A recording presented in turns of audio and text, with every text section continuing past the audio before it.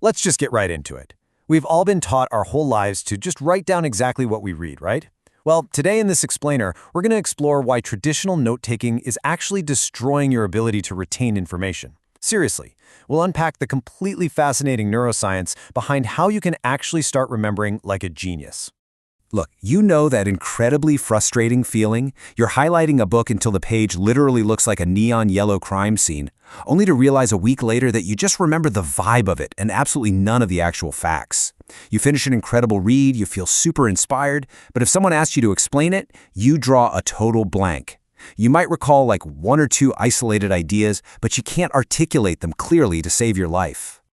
But here is the truth. Forgetting is not a sign of low intelligence. It's not a lack of discipline either. It's actually a biological flaw that I call the curse of words.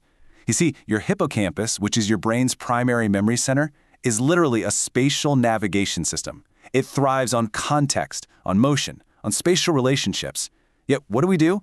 We constantly force it to try and encode flat, static text. It's just a complete biological mismatch. Think about it this way. For hundreds of thousands of years, our brains learned through movement, threat, and spatial awareness. Look at our ancestors. 200,000 years ago, hunter-gatherers survived by mapping out their physical environment. Jump to 2,500 years ago, and ancient Greek orators were remembering hours-long speeches by using the method of loci, basically navigating imaginary mental rooms. But today we just stare at words on a screen or a page and kind of cross our fingers and hope they stick.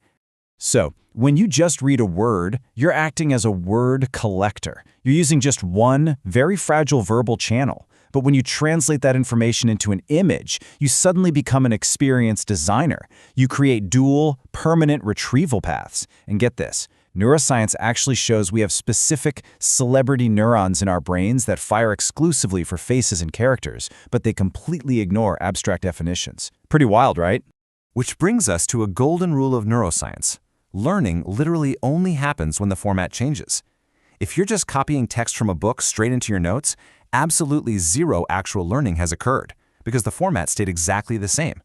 If you don't transform that static text into an image or a story or a metaphor, which, by the way, is exactly what Albert Einstein and Leonardo da Vinci did, your brain just assumes nothing important happened, and it preps to just delete the information. So today, we're covering two main things. First, the visual mastery blueprint, and second, the smart daily habit. All right, Section 1, the visual mastery blueprint. To actually translate information into the native spatial language of your brain, you need to follow 4 precise steps. Let's break down the first one. Step 1 is meaning extraction. After you finish reading a section, you absolutely must physically close the book. Then use the one-sentence rule. Just write down one single sentence that starts with, "If I had to teach this to a child, I'd say." This step forces you to extract meaning entirely from your own mind, and actually closing that book, that is the exact thing that triggers our most powerful learning mechanism.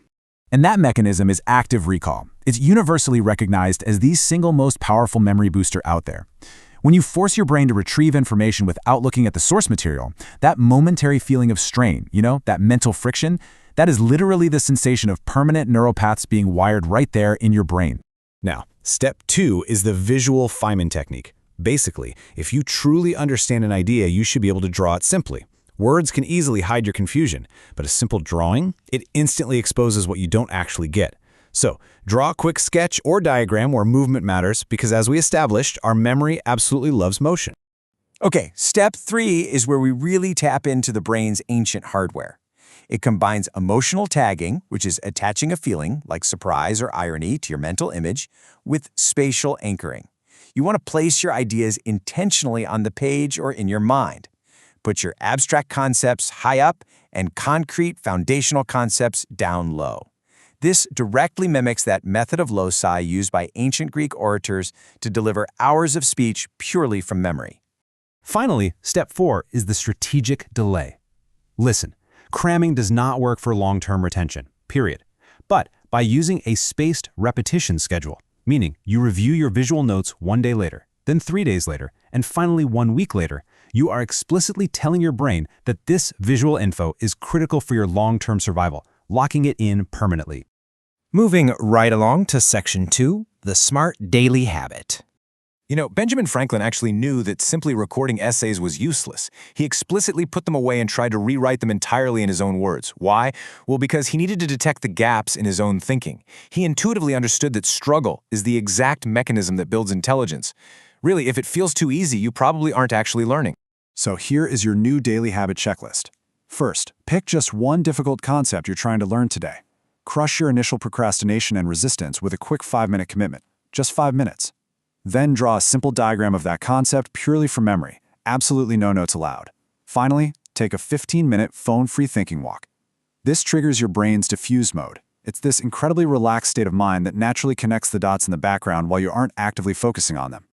We really need to stop working so hard at our desks trying to memorize endless lists of text and start working smart with our biology. Your brain isn't failing you. You've just kind of stopped speaking its native language. Words are a curse, but images are the cure. You can actually grab our Visual Feynman cheat sheet and the active recall schedule from the Telegram channel linked below this explainer to get started on this immediately. So, I'll leave you with this one thought.